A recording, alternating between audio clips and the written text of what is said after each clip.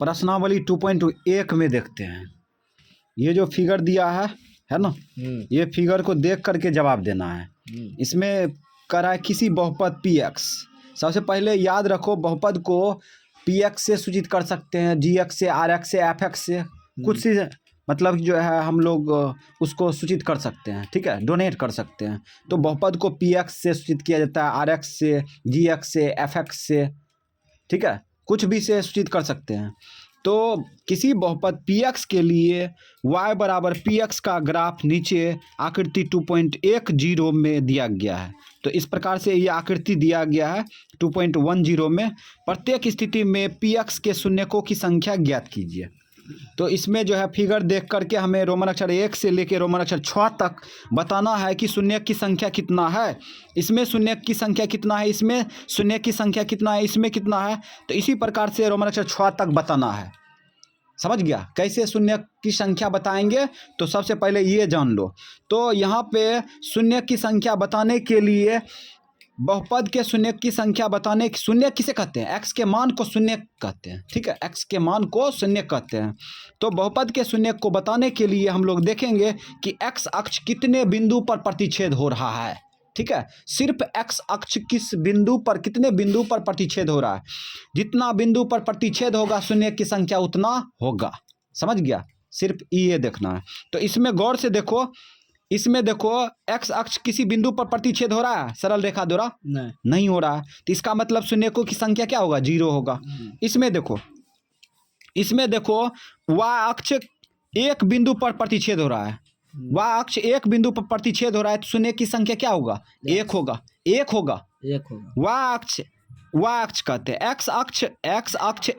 X अक्ष सरल रेखा द्वारा एक बिंदु पर प्रतिच्छेद हो रहा है, तो शून्य की संख्या क्या होगा? 1 होगा। वाय अक्ष से कोई मतलब नहीं है, ठीक है, वाय अक्ष से कोई मतलब नहीं है। इसमें देखो एक्स अक्ष किन्हीं 3 बिंदु पर प्रतिच्छेद हो रहा है, यहाँ पर और यहाँ पर और यहाँ पर 3 बिंदु पर प्रतिच्छेद हो रहा है, तो शून्य की संख्या क्या होगा? 3 होगा, होगा ना।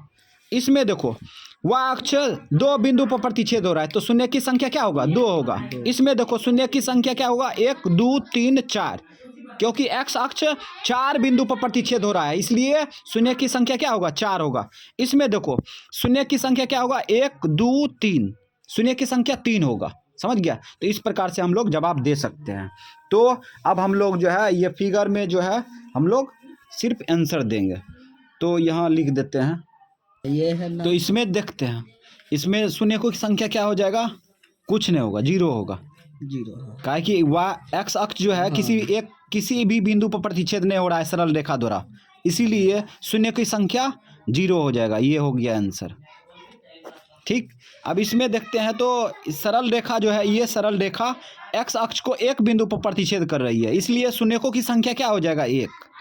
1 हो गया आंसर। हाँ, यहाँ पर देखो, यहाँ पर इस ग्राफ में देखते हैं, तो यहाँ एक्स अक्ष किन्हीं 3 बिंदु पर प्रतिच्छेद हो रहा है, तो इसलिए इसका आंसर क्या होगा? 3, शून्यकों की संख्या 3।